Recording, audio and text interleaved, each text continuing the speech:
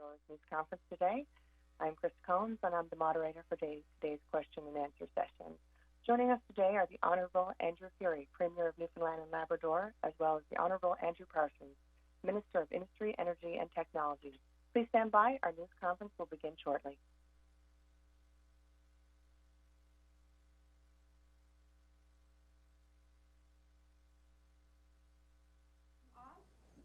Yeah. So if we get in trouble, let's blame Megan. Okay. Okay.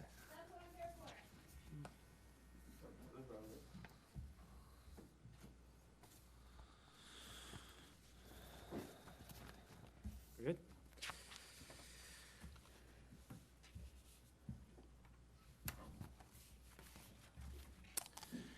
Thank you all for being here today. I'm pleased to be joined by the Honourable Andrew Parsons, Minister of Industry, Energy and Technology, and Mrs. Jennifer Williams, President and CEO of Newfoundland and Labrador Hydro and the interim CEO of Nalcor. Today we are announcing that Nalcor Energy operations will be moving under Newfoundland and Labrador Hydro. Work is underway to review the existing corporate and governance structure and contractual obligations for the Crown Corporation and its subsidiaries. This work will include the Department of Industry, Energy and Technology and the Department of Justice and Public Safety in collaboration with the CEO of Nalcor Energy and Hydro, as well as the Board of Directors. Our government committed to immediately begin an analysis and reorganization of Nalcor to streamline, remove duplication, and to save Newfoundland and Labrador taxpayer money. The action today is another step towards fulfilling this commitment, the first of many. We're talking about a very complex organization with many moving parts, and it will take time to navigate this transition properly and, of course, prudently and responsibly. Our government and Hydro will undertake a comprehensive analysis to ensure a successful transition. We will continue to update employees, stakeholders, and the public about this ongoing process. As we do, we ask for patience. This is not something that's going to happen overnight. With the appointment of Ms. Williams, eliminating bonuses, and this announcement today, our government has confirmed the path for the future of the People's Crown Utility, Newfoundland and Labrador Hydro. We are undertaking activities to move the corporation towards an efficient utility that better serves the people of our beautiful province. I've spoken with the Board of Directors, and they are supportive. We will draw on their expertise to help guide and facilitate this transaction. In addition, we know the hardworking people within the organization have the skills that serve our province's position as an energy leader. I'd like to thank all of those involved in getting the project to this point, from the Board of Directors to the former CEO, Stan Marshall, to the engineers in the field, and everyone in between. Thank you for your expertise and commitment. We said we would make bold decisions. In fact, I promised the people of Newfoundland and Labrador that I was prepared to do what it takes, acting in their best interests.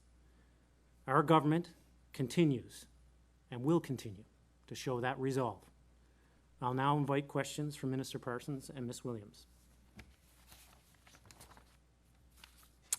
I don't know how this works now. Usually we have a moderator that comes on and cuts you guys off. Thank you, Premier.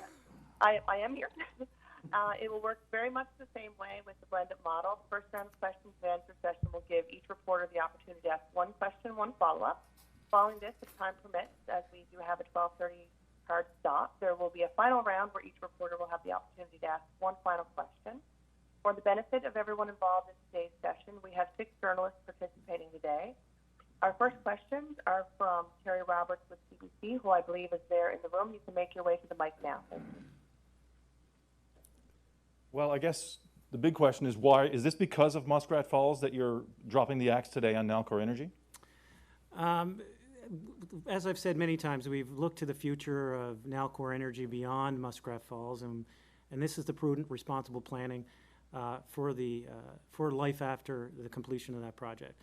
So I wouldn't describe it as you did, but this is the first step of many in making sure that we have an efficient utility company that is Crown-owned, that will provide the services in an effective, efficient way for the people of this province. I believe there are 1,600 people with Nalcor. I imagine that they're pretty well on edge today. Does this mean there's going to be big layoffs imminent?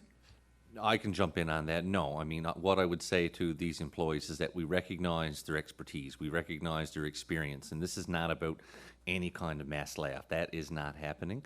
This is about trying to find efficiencies and streamlining. I mean, it's something that, you know, the Premier's led across government, not just in this department, but across the board. We have to find ways to do things better, and this is one that comes, you know, right to the top of the mind.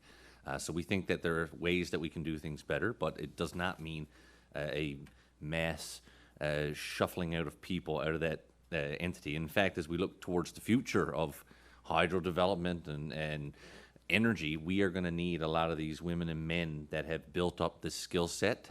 So there's work to be done, but if I was the women and men of Nalcor, I wouldn't be sitting there, you know, riddled with anxiety. That's not what this is intended to do today. This is just intended to signal and to show the path forward.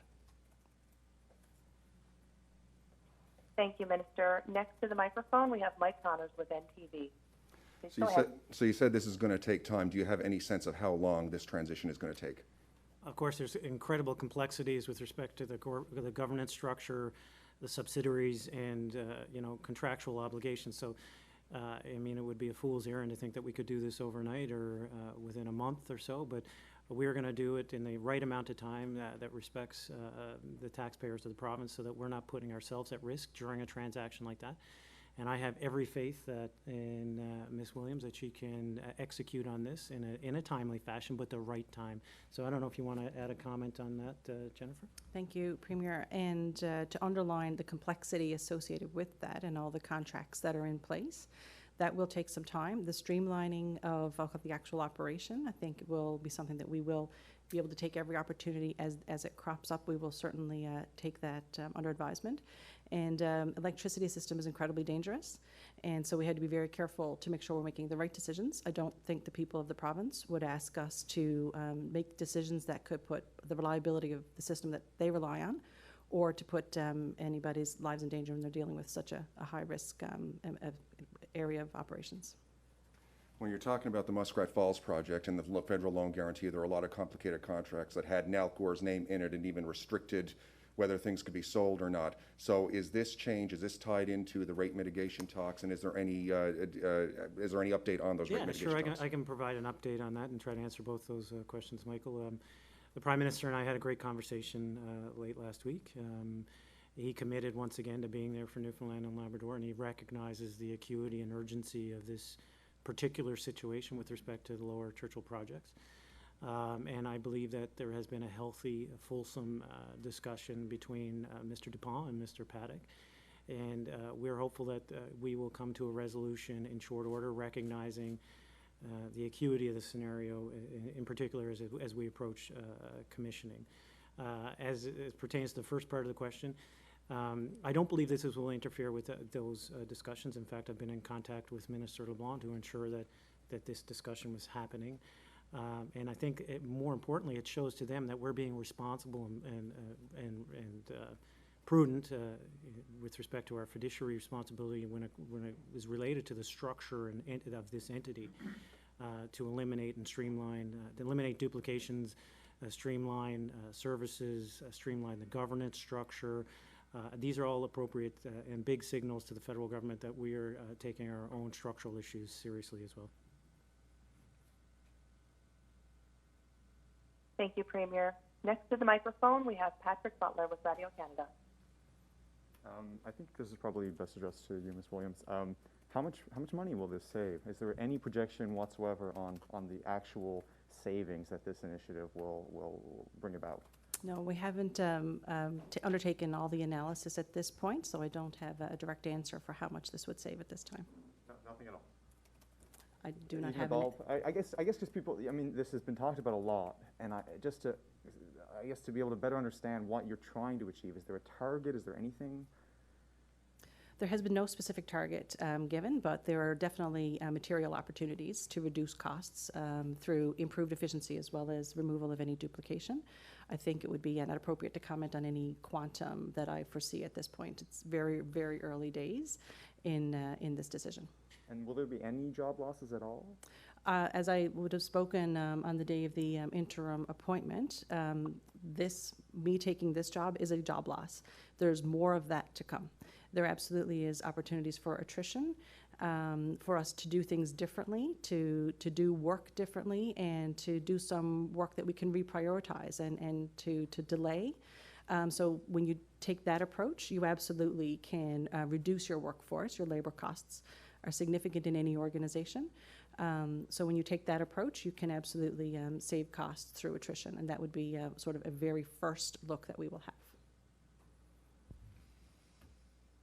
Thank you. Next to the microphone, we have Brian Callahan with the OCM. So just to be clear, there's been no number crunching at all toward finding out what the actual savings, even a ballpark to say there is this percentage, be given all the duplication that we've been, focusing on. No, I mean, the reality is that there is no set number, there is no set target, but there's been enough indications from just the work that we've done already, the conversations we've had, that there will obviously be savings, but some of it is hard to quantify at this point because we still have so much work left to do. We're going to require legislative change. This may require contractual change. So I don't think it would be fair to any of us to say it's going to save X number of dollars and it's going to be done in X number of months. This is going to, some of this is going to be difficult to do. It's going to require some time. Just when you look at the subsidiary companies that are under there, I think the whole point of this, though, is that there's two approaches here. One is you go around in the background without saying what your intent is, doing a bunch of work that leads to uncertainty, leads to people asking questions as we undertake that work. Or you can do what we've done, which is to tell everybody what our intent is, to tell everybody what our goal is, and then undertake the work with full transparency so people know where we want to get. Do we have all the work done? Absolutely not. That's why we've got someone like Ms. Williams who's going to take this on and provide that leadership, provide that transition. And we have full faith in her and her team, but it's going to take some time, and there's going to be more to follow. Of course, strategies are linear in their approach as well. Like, this is very much a vision piece. And this is where we want to go. We're not going to be there tomorrow, but this is where we are moving. So we thought it was the right thing to do in a transparent way to expose to the public our intentions of what we're going to do with this entity, especially when you consider you would have two utility companies working as crown corporations under potentially the same umbrella after the completion of this project. So you have to look at the synergies that exist there, the duplication that exists there, and as per a particular dollar figure, of course, we're not going to, we don't know that and be irresponsible to say that, but there is significant, we believe, significant value there to be had in this venture. We've recently announced some freezes and some elimination of bonuses compensation with Nalcor. Will the same be done with executives at Hydro? Well, Yes is the answer. that applied to Hydro as well. Yeah. Yeah. Waiting for the voice. Thank you. Next on the line, we have Ashley Fitzpatrick with Atlantic Business Magazine. Hi, yeah, I wanted to ask about the regulated versus unregulated sides of this business because, there was a real intent in creating Nalcor to keep these two things separate or recognize the differences that are involved there. Do you see any, potential muddying of the waters and trying to pull them both under the same umbrella in the way that it seems to be looking at it right now? Oh, before I turn the mic over, currently there is still the structure that exists right now, so changing it, I don't think materially will change the position of the new entity, but you go ahead. I think it's important to be cognizant of the lessons learned in the past about when we're operating some portions of the business as regulated and non. But, if you go back in history, Hydro used to have accountability for Churchill Falls, which isn't regulated, the exploits assets, which are not regulated. So we have experience doing that now. And I think what we can do into the future, it's a policy decision, certainly for government to contemplate further on regulation.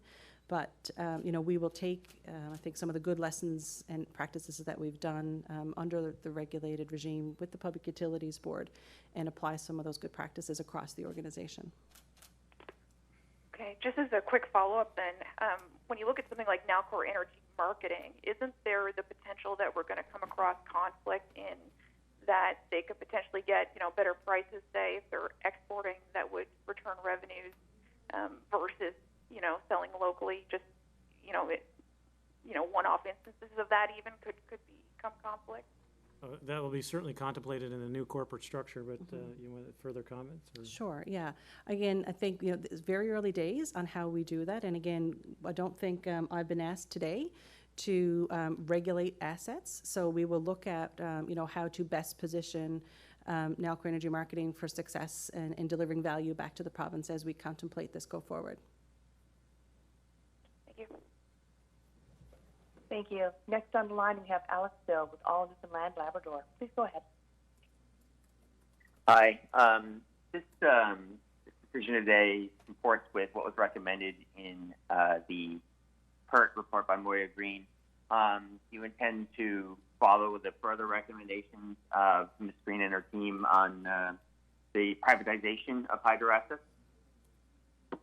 Well, I mean, first of all, Dame Moya Green's report was just recommendations, so we're analyzing all of those currently. This was also a recommendation, of course, for the PUB. I believe it was 2020, and that was one of their recommendations regarding rate mitigation. So this is a move that we think, from a vision, from a strategic perspective, looking into the future, makes the most sense. The fact that it showed up in Dame Moya Green's report is somewhat of a coincidence. Minister, do you have comments there? Yeah, I was just going to say, I mean, I'm happy to see it in the report, but this is a conversation I think the Premier and I have had since the first day in office. We've always talked about this within government. We've had conversations with Jennifer. I mean, it's something that's been a discussion point. But then when you see the fact that the PUB put it out there, and the fact that the Green report comes out, it's coincidental, but it seems like a lot of people were thinking about, certainly not, that wasn't the first time we had discussed this, this possibility. Thanks. And my other question is to remark Mr. Parsons made earlier about needing these women and men going forward. What are you referring to there? Is that Skull Island and future hydroelectric development? Well, it's just that theory in general that I guess the good news that we have is that we have options, we have possibilities, we have ideas. We have not made decisions on those, but we have huge assets that we can develop if we wish. And if we're going to have that conversation, you're going to need expertise. I mean, one of the silver linings of Muskrat, if there's many, is that a lot of people got a lot of work, like they built up this expertise. To go and throw that out, I don't think would be responsible. So it's nice to know that we have that there. And this process is going to take time. It's hard to, I guess, measure, the need to give people complete reassurance versus have them go around completely anxious. I mean, we cannot provide complete reassurance, but at the same time, this is not meant to look at the front lines of that enterprise, that operation, who are all over the province here doing a lot of work day to day. They need to, if anything, we spend our time trying to recognize them, to value them, to tell them that, because they often get criticized when the criticism does not fall on them. They are not a part of that decision-making process. And I know Jennifer, in fact, the first day on the job, we reached out to over 700 employees to have a conversation about the direction. So I really like that. I mean, that's part of Jennifer's leadership, and I think that's what we're going to see going forward, is communication with these people that are doing this work. Thank you, Minister. I will now go back through each reporter to see if you have one final question. Terry Roberts? We have a Telegram reporter in the. You're good? Okay. Glenn, you go ahead to the Okay, next. Sorry, Krista. That's okay. It's my fault. I rushed over from another appointment, so. I'm just having trouble seeing where you're going to find the efficiencies other than removing the name Nalcor. Where do we see the efficiencies? Well, I mean, if we continued on this path forward with two separate corporate entities, just the corporate structure alone provides for significant duplication. And so that alone is, and we've got a prime example sitting next to us here, how we can be more efficient with the monies that are in those corps. So once you have one corp, then there is a significant significant savings to be had. Exact dollar number, sure, we don't have that today, but we believe that there is significant savings to be had and a responsible, to be had in a responsible way for the people of the province, and recognizing that this is taxpayers' dollars. Will there be movement of buildings or offices or locations that'll be shut down or anything like I that? think it's premature to comment on, you know, the actual kind of office structure, but again, we have every confidence in Mrs. Williams and her team to provide that lens of where we can look at even further efficiencies right down to that granular level. Yeah. This is the difficult part because it's a good question. That's the question that we are anticipating, but the reality is we knew that we would not have the answers to that today, but we felt it important that everybody know that direction. So these are all conversations we've had. The decisions have not been made, but there certainly have been discussed. And so we will have more to report over the weeks and months that follow. But I guess come back to it, it's a great question. That's the question that certainly we were anticipating. Sure, and I mean, this is more of a strategic vision announcement than it is an operational logistics announcement. But we're not gonna, we've committed to being transparent, and we'll be transparent throughout the whole process. So this is the first step of that process. Thank you, Premier. I believe I'm going back to Terry Roberts with CBC for one final question. I guess there might be some people in the public wondering why this is the fate for Nalcor. We heard Moya Green say the behavior of Nalcor in government with Muskrat Falls was unconscionable. Justice LeBlanc said some of the actions taken by the leadership at Nalcor was unprincipled, and some of those people who commit that unprincipled behavior are still at Nalcor. So perhaps you can tell us what the fate of those people might be. We can't comment on specifics with respect to specific executives, sorry. Yeah, I mean, the reality is that we have to be very careful about what we say so that we do not trigger legal consequences. We're very, very cognizant of that. But I think the bigger statement here, and it emanates from the Premier, is that there is a new direction. And that is trickled down into, you know, I have a mandate. And then that has led to bringing in leadership. You know, we are signaling change, and change will come, but change takes time. And to comment on it early may affect your ability to do it successfully. So that's the problem. We cannot say all that we want to say at times, but there's a reason for that, because you could end up jeopardizing the very things that you're trying to do. But, you know, since day one, the Premier and all of us in Cabinet have said, you know, we need to do things differently. We need to find a better way, and today is one of those days. Thank you, Minister. Mike Connors, do you have a final question?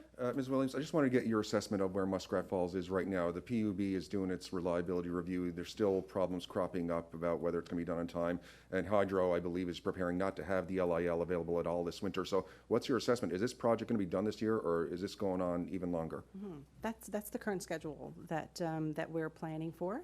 And you're right. The reason why we're planning for not having the LIL available is to be incredibly prudent. And you'd rather be very planful just in case, as opposed to you expect that to be the case. I do expect the LIL to be delivering this winter. And so, but we're planning for all outcomes just in case. And when you have any new asset coming on service, unfortunately, it's not as simple as, you know, something you take home and you turn it on and it's good. Incredibly complicated set of assets into an complicated system. So, you know, we are planning for this schedule to be completed at the end of this year, but also planning for any eventuality if we have some bumps and bruises through this winter. Thank you. Next to the mic, we have Patrick Butler with Radio Canada. Please go ahead. There's been a lot of speculation about a federal election, continuing negotiations on rate mitigation, on restructuring Muskrat Falls in the interim period. What happens if an election is called during the summer, early fall, and there's no deal reached at that point? Is that a contingency that you're planning for? Of course, I can't comment on a federal election. All I can say is that the conversations I've had with the Prime Minister, he recognizes the acuity of this issue, specifically with respect to Newfoundland and Labrador's timelines. I'm not going to get into a speculative kind of consideration with respect to a federal election campaign. But he has committed to be there for us. He's committed to be there for the people of Newfoundland and Labrador in general, and specifically with respect to Muskrat Falls. Do you have any assurance that there will be a deal before an election from the Prime Minister? I mean, we are working with an accelerated timeline. Look, the election call is the Prime Minister's and the Prime Minister's alone, and only he knows when he's going to make that call. So it would be, you know, you'd have to ask him that, but we were certainly planning with the acute nature of the timelines. We've done so in a responsible way. We're not running to you know, this is not a last-minute series of negotiations where we're all running around shrieking that the house is on fire. We've been planning this since I took over in August and announced that officials from Nalcor, under the incredible guidance of Minister Parsons and officials in government, got together, created the rate mitigation team. We had the early announcement in December about changing some of the financial arrangements, and then the commitment from the Prime Minister on Mr. Dupont and Mr. Paddock coming together to negotiate. So this has all been very strategically planned out, and it's coming to fruition, and we hope that it won't be interrupted by a federal election, but you know, that's not my call. Thank you, Premier. Next to the microphone, we have Brian Callahan with the OCM. Please go ahead. I realize there's a court action pending, the Court of Appeal, regarding Mud Lake and the people, the residents there who were flooded. Can you just tell me, I know the province has been removed, so it's not a party to the action now, but Nalcor is still seen as the certification against Nalcor proceeded. Why not, or will you just settle with those residents rather than carrying out this court action any longer? I don't think it's appropriate for me to comment on that action in this forum. Well, I'm not asking you to comment on the actual action, just wondering whether Nalcor has plans to proceed with it. I don't have a comment on that at this point. Matters before the court. Yeah. Anything at all, though, you'd like to say to those residents who are hearing those answers? What I can say, and again, not being the Attorney General anymore, but as a lawyer, Still there and hurt. I can't give it up.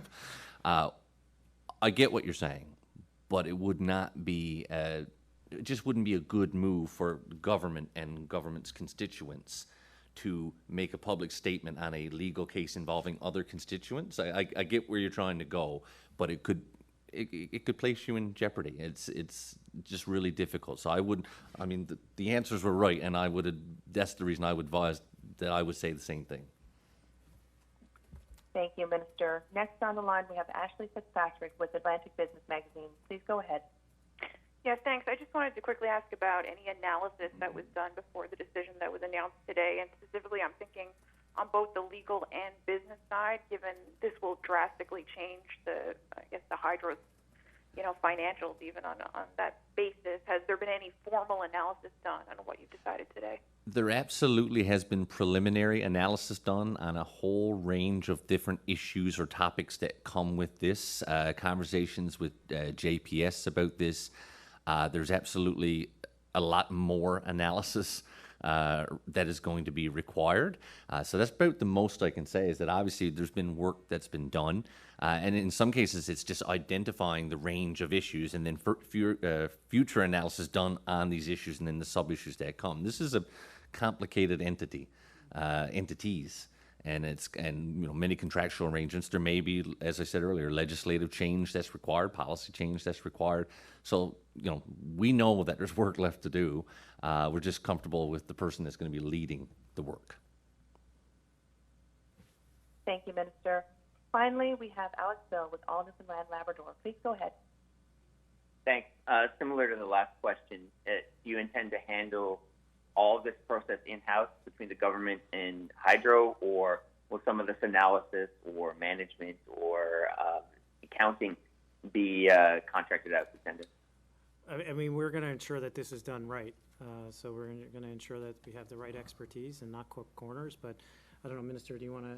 I was going to say, Jennifer could probably add to this. I would say that we always try to do what we can in-house for obvious reasons, but there's always a recognition that sometimes you have to go out, whether that's for legal or policy or otherwise. But Jennifer may have a better handle and be able to better contribute to that answer. I don't want to pile on, but it is pretty much that. This will be a internally collaboratively managed process, but we will have to pull on certain sectors of expertise and input to, number one, check that we're doing things correctly and we've caught things as we should, as well as sometimes we may not have the specific expertise that we need. Again, a lot of this work is going to be a lot of heavy analysis, so I think we just may not be resourced internally for all of that at this point, so it'll be a mix. I've got one more, sorry. No, The actual sorry, re- Patrick. Glenn's Finally- here, and we have a Wait, hard out Glenn, at yeah. 12:30, and it's already 12:30. We Glenn? have the telegram for a final question, I Yeah, believe? just a quick question. I mean, you might have already answered this, but is there a timeline when Nalcor will be absorbed fully into hydro? We don't have a specific timeline yet. Again, this was, the intent of this announcement was to be open and transparent in our strategic vision moving forward, and this is the first of many steps. How many steps is required? Well, time will tell, but we want to do this in the right way, in the responsible way. This isn't a political move. This is a strategic financial business move on the behalf of the people of the province, and that will take time. I have every confidence and quite grateful for Minister Parsons and his leadership on this file, and Ms. Williams, and I think that this will be done in the most prudent timeframe. Will any of the major restructuring moves wait until, or will that major work wait until the Muskrat Falls project is finished? Or does it No, things will be starting, you know, just because steps can happen in parallel, of course, given the complexity of, and the size of this organization, so, this will be multiple processes running in parallel. When's the sign coming off the building? Why do you want it, Michael? Or, I mean, that's, you know, that's, again, to the previous question, this announcement today is more about vision, strategic vision than it is about operational logistics. Okay, thank you, everybody. Thank you, everyone, for participating. We're going to wrap things up there now. Premier, do you have any final comments for today? No, again, the purpose of this, at the risk of repeating myself to people at home, was to let you know that we are being responsible in our strategic approach and putting things in place to act on recommendations that have been made in the past, and that our internal analysis shows is perhaps is in the best interest of the people of the province moving forward with respect to having a united utility, an efficient utility that returns the best value to the taxpayers of the people and the people of the province. So, and with that, I'll end, other than saying, once again, have to congratulate Minister Parsons and his leadership on this file in particular, and we're all very lucky to have him and Ms. Williams at the helm right now. Thank you, Premier, and thank you to everyone for participating today. Enjoy the rest of your day.